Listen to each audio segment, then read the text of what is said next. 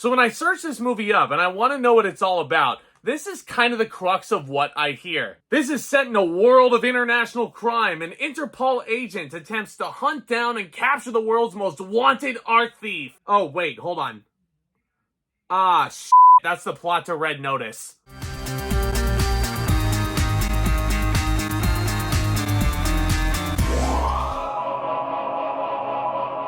Lift was directed by F. Gary Gray, who brought you some great movies like The Italian Job and Straight Outta Compton. In the action world, he brought you Men in Black International. Yeah, that's a movie I fell asleep to. And he also brought you The Fate of the Furious, which is kind of the first spot where you see the downward spiral of that franchise. And here he is directing a heist movie. It's exclusive to Netflix. It stars Kevin Hart, a man who I have a massive amounts of respect for. And this seems to be the Netflix formula, where you kind of get a familiar plot line like in Ocean's 11 or something, and you put a bunch of famous people in there who have nothing else going on. And boom, you have your movie. Kevin Hart plays a master thief named Cyrus. Yes, Cyrus, that's his name. He's wooed by his ex-girlfriend in the FBI to pull off an impossible heist with his international crew on a 777 passenger flight from London to Zurich. And aside from that, I mean, you know, it's fun. It's a fun movie. Lindsay had fun with it. And let me tell you this part. I really enjoy Kevin Hart as a performer. I think he is massively overlooked. I think if you give him dramatic material and you give him the straight man roles, he can certainly excel in roles like this. Case in point, look at Central Intelligence, that buddy cop movie that he was in with The Rock. The Rock was the goofy one between those two. Like, you would just think, looking at those two next to each other, that The Rock would be the straight man trying to calm down the little man who's just like, ugh, he's so annoying, man. My video. This is my video. You're in my Getting fucking pissed video. off. Well, watch your mouth. I'll slap the shit out of you. Fuck you. And yeah, even though this plot does feel very familiar and akin to Red Notice, which I'll hold my hand up and admit, I like Red Notice. Come at me. Lift doesn't really offer anything new to the heist comedy genre. Like, the more and more I think about it and try to remember certain character motivations and what each character was all about, the less remarkable I actually find it. Because I was talking to Lindsay about this last night. On the surface level, Lift is a fun enough watch. It's certainly not a horrible movie by any stretch. At least I don't think so. Lindsay was totally into this thing. And I was sitting there enjoying it right along with her. I was just really, really happy that she loves this thing. And I think some of the action sequences are fine with the hand-to-hand combat and everything. Kevin Hart is taking lessons from his friend The Rock on how to get absolutely jacked for movies like this. And I think he holds up his end of the bargain well enough. And the famous people that you have along the way are really good. You have Renslayer, who I'm going to just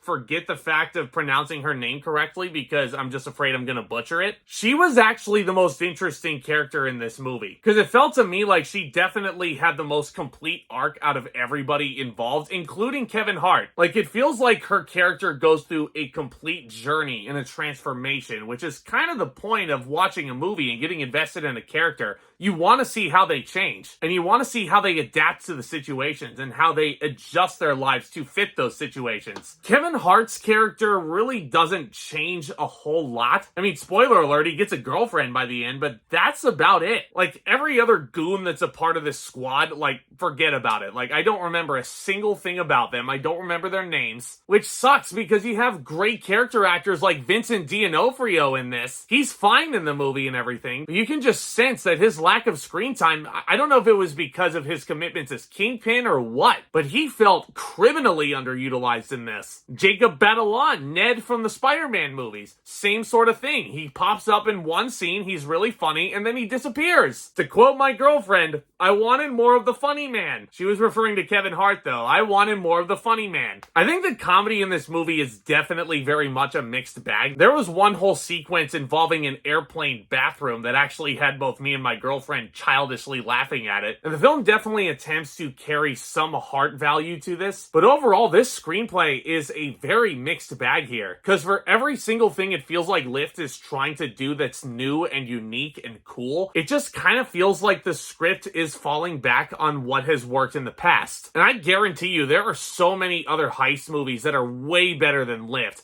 All the Oceans movies, definitely go and watch those for sure. I don't know if I can go as far as to say that Red Notice Notice is better than this movie yet, because I guess that movie's really controversial and really polarizing for people. I don't care what y'all say. I had fun with Red Notice. Come at me. So yeah, even though I don't think Lift is horrible, like one of the worst movies I've seen all year long, well, I mean, except for some of the editing, especially towards the beginning, which kind of grew on my nerves and was kind of nauseating at times. Because yes, F. Gary Gray directed this. A lot of these supers and a lot of these opening credits felt like Fast and the Furious. And I'm like, do not make me think about those movies right now. So aside from the obvious glaring issues, the familiarity and the editing and some of the action sequences not necessarily being up to snuff, I think the performances are good enough to at least make Lift a passable experience. I liked it more in the immediate moment once the credits started rolling, but the more and more I thought about it and the more time I took to digest what I just watched, the less remarkable I found it. I'm gonna give Lift a C+.